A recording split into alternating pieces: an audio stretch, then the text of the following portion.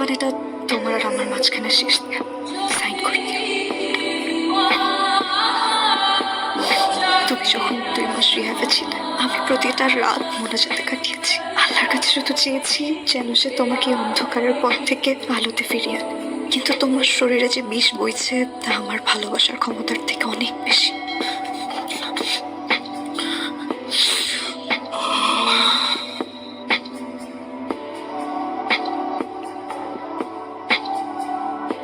আমি তোমাকে 2টা রাস্তা দেখিয়েছিলাম, তোমার সেই অন্ধকারের জগৎ যেটাকে তুমি বারবার বেছে নিয়েছো।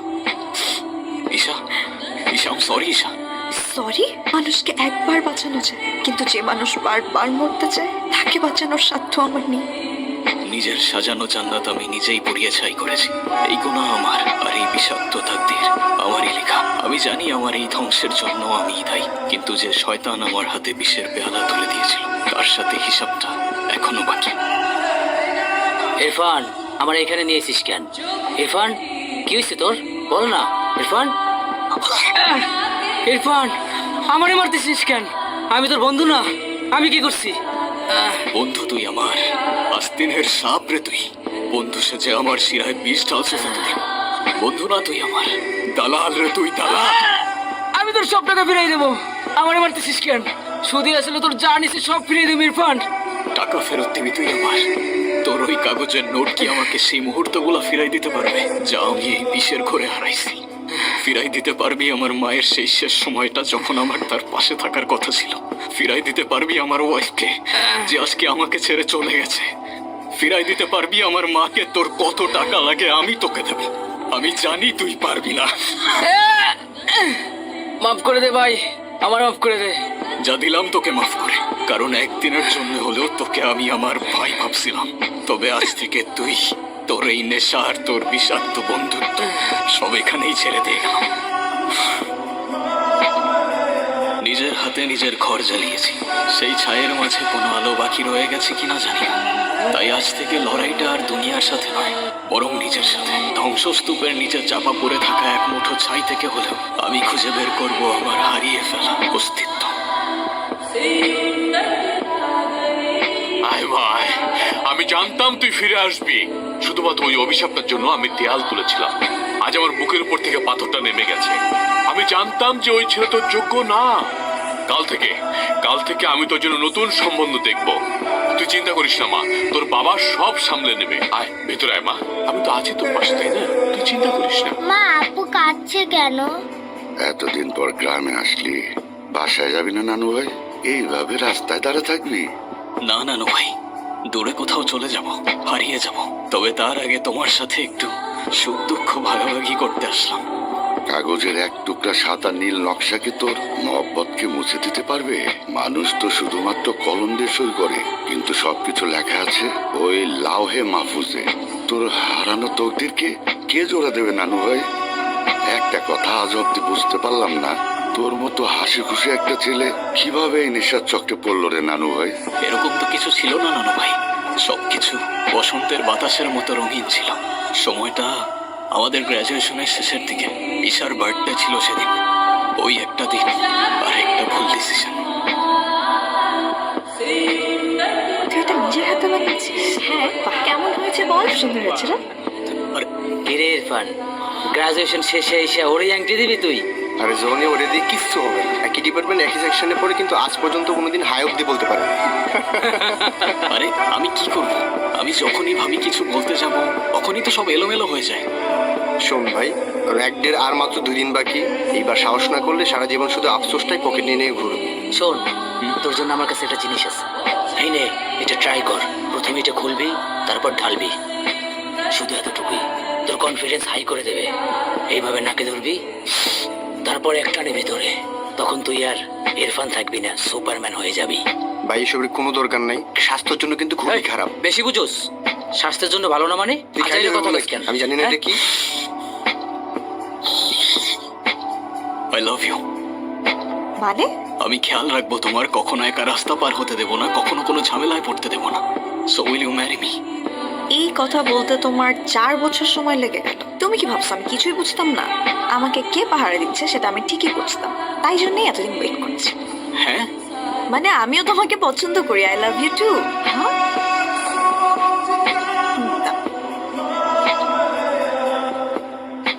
সবই তো ঠিক ছিল, এরপর কি হলো নানু ভাই? এরপর এরপর তোমার মনে আছে, তুমি হঠাৎ করে এসেছিলে একদিন আমাদের বাড়িতে মাকে গ্রামে নিয়ে যেতে। তারপর বলেন নানু ভাই, সিলেট থেকে তো সোজা বন্ধুদের নিয়ে বান্দরবান চলে গেলে। মিথ্যা বলবো না, আমার তো হিংসেই হচ্ছিল নানু ভাই। পরের বার কিন্তু কোনো বাহানা চলবে না, কেমন? নানু ভাই, কি হয়েছে তোমার? কিছু বলছো না যে? তোর জন্য অনেক কষ্ট হচ্ছে রে নানু ভাই। এই নিস্তব্ধতা আমি সহ্য করতে পারছি না। মানে তুমি তুমি কি বলছো নানু ভাই? আমি কিছু বুঝতে পারছি না। আকাশ যখন মেঘে ঢাকা পড়ে তখন সূর্যকেও হার মানতে হয়। কি এটা? মায়ের নাম লেখা কেন? কি হয়েছে মায়ের? তোর মায়ের ক্যান্সার, তার লাস্ট স্টেজ চলছে। কি বলছো তুমি? আমাকে কেউ কেউ কিছু বলে নাই কেন? সে তোকে কিছু জানাতে চায় না। তুই অভিনয় কর, তুই কিছু জানিস না। ইরফান, নানা ভাইকে খুব জ্বালানো হচ্ছে না? আপনি তো একদম ওকে মাথায় তুলে রাখছেন। কি রে বাবা, কি হয়েছে? শোন, তুই কিন্তু সাবধানে থাকিস। তুই তো জানিস তোকে নিয়ে আমার কতটা চিন্তা হয়। আমি কয়দিন নানু ভাইয়ের সাথে ঘুরে আসি, তারপর না হয় তোকে নিয়ে যাব, ঠিক আছে? নানু ভাই, আমি আমি একটু আসছি। আচ্ছা। আল্লাহর উপর ভরসা রাখ।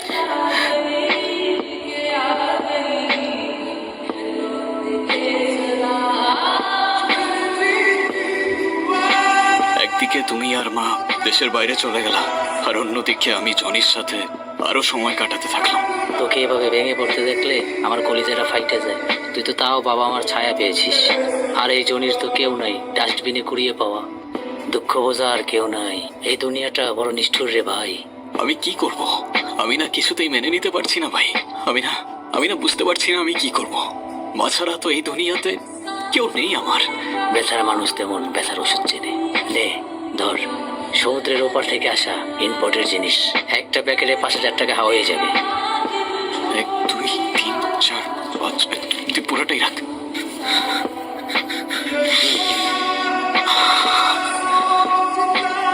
এ আজব এক মরিচিকা নানু ভাই। ব্রেইন শুধু ছোটখাটো কারণ খুঁজতে থাকে একটু ডোপামিন রিলিজ করার জন্য। তুমি যখন মায়ের লাশ নিয়ে এয়ারপোর্টে আসলে, আমি তখনও সেই ঘোরের মধ্যেই ছিলাম। মাকে শেষবারের মতো ভালো করে দেখতেও পারলাম না আমি নানু ভাই। তুই বড় দেরি করে ফেলেছিস নানু ভাই। তোর সেই অন্ধকার দিনেও ঈশা আলোর মতো তোর হাত ধরেছিল। বাবা মা নিজের ঘর ছেড়ে তোর শূন্য ঘরে উঠেছিল।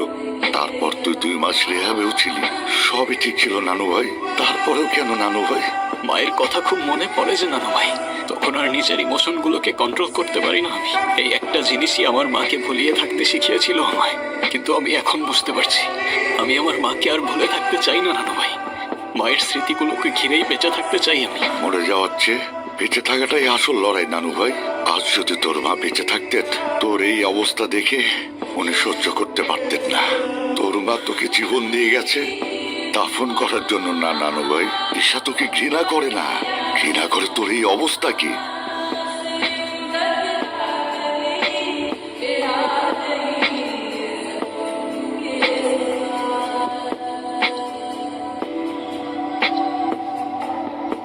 কি করছিস মা?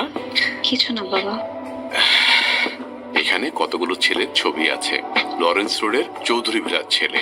পরিবার, বংশমর্যাদা এবং শিক্ষা সবকিছু তোর সাথে খুব ভালো মানাবে। আমাকে একটু জানাস, হ্যাঁ? তোর বাবা শুধু বাইরের আভিজাত্যটাই দেখছে।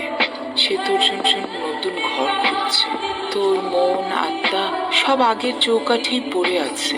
মেয়েদের বিয়ে একবারই হয়। আমি জানি না ইরফান কি দোষ করেছে, কিন্তু সেই ভুলের সামনে তোদের ভালোবাসাটা এত ঠুনকো হয়ে গেল যে একটা সই দিয়ে সব শেষ করে দিতে হবে। আজকে তোর বাবা যে নতুন জীবনের স্বপ্ন দেখাচ্ছে, সেখানে কি আদৌ তুই সুখে থাকতে পারবি? সংসার এত সহজ না।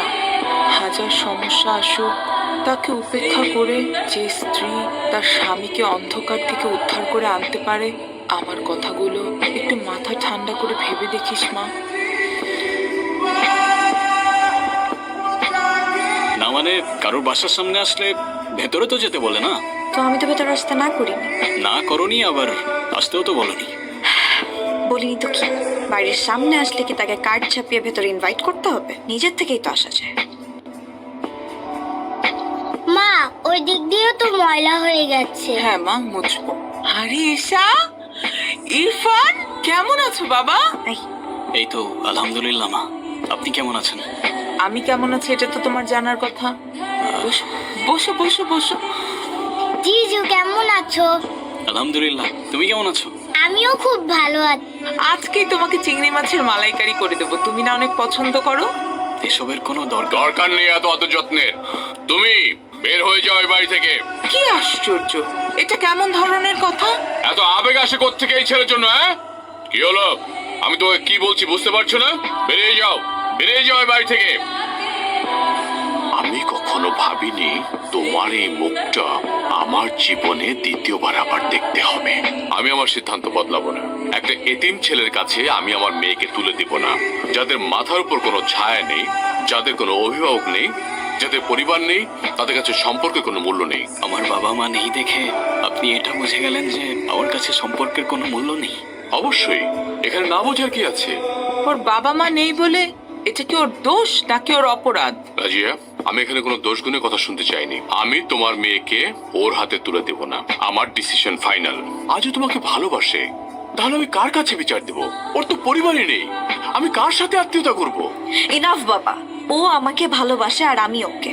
আমি চেয়েছিলাম তোমাদের ভালোবাসা নিয়ে আমার নতুন জীবনটা শুরু করব। তুমি আর সেটা হতে দিলে কোথায়? তোমার এই বিয়েতে মন থাকুক আর না থাকুক, আমি ইরফানকেই বিয়ে করব, আজই বিয়ে করব। ইরফান, তুমি একটু বাইরে গিয়ে ওয়েট করো, আমি আসছি। তোমার জন্য আজ আমার মেয়ে আমার মুখের উপর কথা বলছে। আমি তোমাকে অভিশাপ দিচ্ছি, তোমার অস্তিত্ব ধুলোয় মিশে যাবে। ধন্যবাদ। আসসালামু আলাইকুম। আমি জানতাম এইসব সম্পর্কের শেষে কি হয়, এইসব সস্তা আবেগের পরিণতি কি হয়। 1 বছর যেতে না যেতেই সব শেষ হয়ে গেল। এখনো বুঝতে পারছো না কেন আমি এই বিয়ের বিপক্ষে ছিলাম? যে জানেই না একটা সম্পর্কের ভার কিভাবে বইতে হয়, সে আমার মেয়ের ভার কিভাবে বইবে। তাই আমার সাজেশন থাকবে, তুমি ডিভোর্স পেপারে সাইন করে। আমার সম্পর্কে আপনার পয়েন্ট অফ ভিউ তাহলে এই 1 বছরে এতটুকু বদলায়নি স্যার। আপনার অনুমতি আর দোয়া নিয়ে আপনার মেয়েকে নিয়ে যাবো ইনশাল্লাহ। আমি বেঁচে থাকতে তো অসম্ভব। আরবিতে একটা প্রবাদ আছে স্যার, মান সাবরা জাফরা, যে ধৈর্য ধরে সে জয়ী হয়। আমি ধৈর্য ধরবো স্যার, চেষ্টা করে যাব, বাকিটা তো উপরওয়ালার ইচ্ছা। আমি তো ভাবছিলাম তোমার সাথে কথাই বলবো না। কিন্তু তোমার বাবার যে রূপ দেখলাম আজকে, মনে হচ্ছে তাকে কনভিন্স করা আর এভারেস্ট জয় করা। কি করলে তোমার বাবা খুশি হতে পারে? আর আমি কেন টিপস দিব? আমি নিজেই তো তোমার উপর রেগে আছি। তুমিও আমার উপর রাগ করে আছো, তোমার বাবাও আমার উপর ক্ষেপে আছে। দুটোই একই ফ্যাক্টরির কড়া মেজাজের ব্যাটারি। খবরদার আমার বাবাকে নিয়ে একদম উল্টাপাল্টা কথা বলবা না। তোমার থেকে হেল্পের এই পাবো না আমি, যা করার আমাকেই করতে হবে। রাখলাম আমি।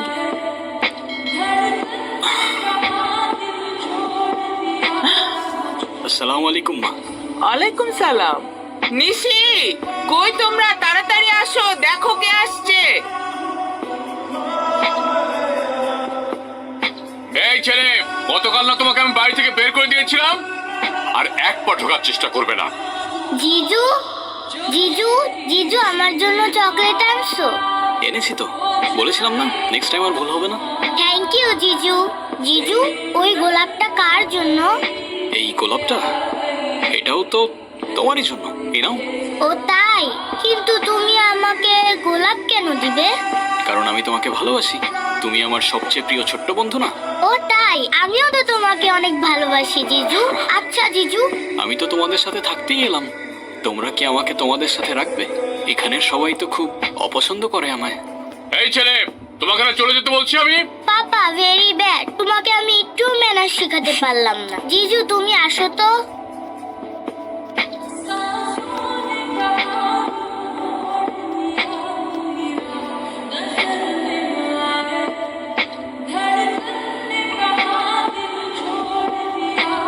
আমি আর পারছি না ঈশা, ভুলছিলাম আমি। মাউন্ট এভারেস্ট জয় করা হয়তো সহজ হতে পারে, কিন্তু তোমার বাবার মন জয় করা অসম্ভব। বাদ দাও তো এসব, তুমি চলো আমার সাথে। তুমি এতটুকুতেই হার মেনে গেলে? আমি জানতাম তুমি ওই দিন বাবাকে যা যা কথা দিয়েছিলে সব তোমার কথার কথা ছিল। তুমি বাবাকে যে কথা দিয়েছিলে বাবার মন জয় করে বাবার সামনে দিয়ে আমার হাত ধরে নিয়ে যাবে, এভাবে যদি আমাকে না নিতে পারো। এখন আমি করবোটা কি সেটা তো বলবা। তুমি না বললে তুমি বাবাকে ম্যানেজ করতে পারবা, তো করো ম্যানেজ। আমি সোজা গেলে উনি উল্টো যায়, আমি ডানে গেলে উনি বামে যায়। একটা মানুষ এতটা রুট কিভাবে হতে পারে? আমাদের সাথেও ঠিকভাবে কথা বলছে না। আমার মনে হয় কি কিছু একটা ঝামেলা চলছে, যেটা বাবা আমাদেরকে বলতে চাচ্ছে না। সেটা তো জানি না। সেটা না হয় আমি খুঁজে নেব। আমাদের কথাটাই তো হচ্ছে না। তুমি কি এখনো রাগ করে আছো আমার উপর? আমাকে কি শেষবারের মতো একটাবার মাফ করে দেওয়া যায় না? আমি তো আগেই বললাম বাবাকে ম্যানেজ করো। বাবা ম্যানেজ তো আমি ম্যানেজ। ঠিক আছে, আমি গেলাম। হ্যাঁ, আমি আগে যা বলেছি এখনো তাই বলছি, আমাকে হুমকি দিয়ে কোনো লাভ হবে না। কি হয়েছে স্যার? কে ফোন দিয়েছিল? কয়েকদিন আগে অফিস থেকে বাড়ির দিকে ফিরছিলাম, হঠাৎ রাস্তার মাঝে পথ আটকানোর মানে কি? নামটা না বলে পরেই জানবেন সাহেব। আপাতত এইটুকু জানো, আপনার সময়টা খুব একটা বেশি ভালো যাচ্ছে না। আকাশে মেঘ জমেছে, যে কোনো সময় বৃষ্টি আসতে পারে। আপনার সমস্যাটা কি? আমার সমস্যা মানে? সমস্যা বুঝে না বড় ভাই, খুইলা বলেন, বুঝে ফেলাইব। শোনেন স্যার, আপনার ছোট্ট একটা কলমের খোঁচা আমার এত বড় শপিং মলের প্রজেক্টের ফাইল চলছে। আমার লোকরা আপনার কাছে যায় নাই, কন্ট্যাক্ট ফাইলে কেন সই করেন নাই? কেন, সমস্যাটা কি? সমস্যাটা আমার না, সমস্যাটা আপনার নিয়তে। আপনি যেখানে শপিং মল করতে যাচ্ছেন ওই জায়গাটা জলাভূমি ভরাট করা। আমি আপনার সাইট ভিজিট করেছি। আপনি 3 তলা জায়গায়, ওখানে 10 তলার অনুমোদন চাচ্ছেন। কাল যদি ভূমিকম্পে ওখানে শত শত মানুষ আহত হবে, কত মানুষ প্রাণ হারাবে। আমি বেঁচে থাকতে মানুষের রক্তের উপর দিয়ে সাইন করতে পারবো না। আপনি আপনার অফিসের কাউকে কিংবা আইনের কাউকে জানাচ্ছেন না কেন স্যার? অ্যাকশন কেন নিচ্ছেন না ওদের এগেনস্টে? এই শহরের সিস্টেম চলে তাদের হাত দিয়ে যাদের হাতের তালুতে ক্ষমতা আর কালো টাকা আছে। কিছু তো একটা করতে হবে স্যার, তাই না? আমার লড়াই আমি লড়বো। তোমার সমবেদনা নেওয়ার মতো সময় এখন আমার আসেনি। ভালো চাইলে তুমি তোমার বাড়ি ফিরে যাও। তোমাকে আমি আর সহ্য করতে পারছি না। স্যার, আমি তোমার কাছে জুস চাইছি, জুস নিয়ে এসছো কেন? সরি স্যার, ভাবলাম অনেক গরম, তার জন্য। স্যার খুব প্রেসারে আছে। আবে প্রেসার কুকারে সিটি বাজছে, শুনতে পাচ্ছিস না? স্যার আসসালামু আলাইকুম স্যার। আপনার প্রজেক্টের ব্যাপারে পাকাপোক্ত একটা সমাধান নিয়ে আসছিলাম স্যার। ছেড়ে দাও। জি স্যার। কি আবল তবল বকছিস? স্যার আমি খুব সাধারণ ফ্যামিলির ছেলে স্যার, মিডল ক্লাস। সবকিছুই ঠিকঠাক আছে আমার, শুধু পরিবারটাই ঠিকঠাক নেই। প্রথমে বাবাকে হারালাম, তারপর মাকে। ভালোবেসে বিয়ে করলাম, সেটাও কোনো এক জটিল কারণে আজ ডিভোর্সের পথে। তোর ফ্যামিলি গল্প শোনার জন্য এখানে বসে আছি, কি বলতে চাস? বলছি স্যার, বলছি। এই আমার এই এত টেনশন, এর মাঝখান থেকে আপনি আমাকে কোত্থেকে টেনশন দিতে চলে আসলেন স্যার। কিন্তু দুঃখের বিষয় হচ্ছে তার ঘাড়টা প্রচন্ড তেরা। আব্দুর রহমানের কথা বলছি আমি। উনি একদম ঠিক বলছে, এইরকম ঘাটতারা লোক আমি ওর জীবনে দেখিনি। তুই না বললি সকল সমস্যার সমাধান করবি? সমাধান তো আছে স্যার।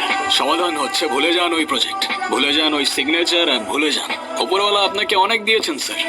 এনজয়, শান্তিতে ঘুমান। আসছি স্যার, ভালো থাকবেন। Take care.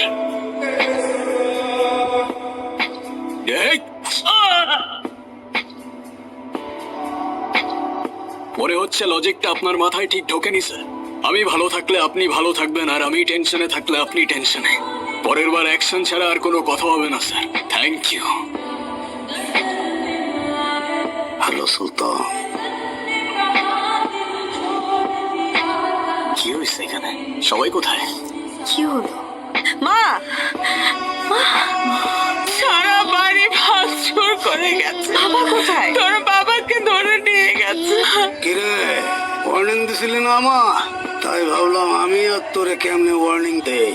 আর ভিতর পরিবারে বাঁচাইতে, বাঁচা না, দেখি তোর কত তো।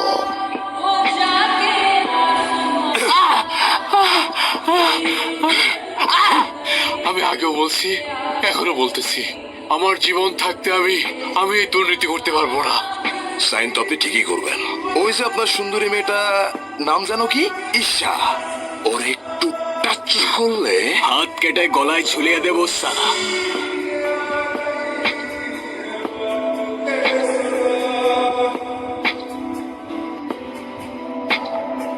ওয়েলকাম ওয়েলকাম আমার দরবারে সুস্বাগত। তুমি আমার মেয়েকে এখানে কেন নিয়ে আসছো? আপনার মেয়ে আপনার কাছে আসতে চাচ্ছিল স্যার। হায় হায়, তারপর তুমি ওকে এখানে নিয়ে আসবা? আমি কিন্তু তোমাকে ছাড়বো না। আরে রিল্যাক্স স্যার, ওর দিকে কেউ নজর দিলে নজর উপড়ে ফেলবো। চল দিলাম নজর, 1 মিনিটের মধ্যে ওই মেয়েরে ধরে তোর সাইড থেকে আমার সাইডে নিয়ে আসবো। তবে তোকে পুরো পিকচার দেখানোর আগে আমি তোকে জাস্ট ছোট্ট একটা স্যাম্পল দিব, ট্রাই করেই দেখ না। এই রইলো আমার sample. Now what you gonna do baby? I guess তুই পুরো পিকচার দেখতে চাস।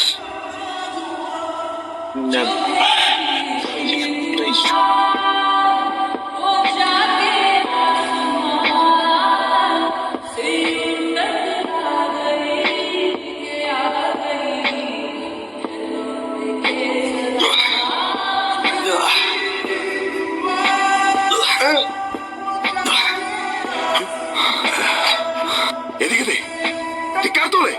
স্যার সেদিন যখন আমাকে থাপ্পড় মারছিল তুই অনেক হাসছিলি।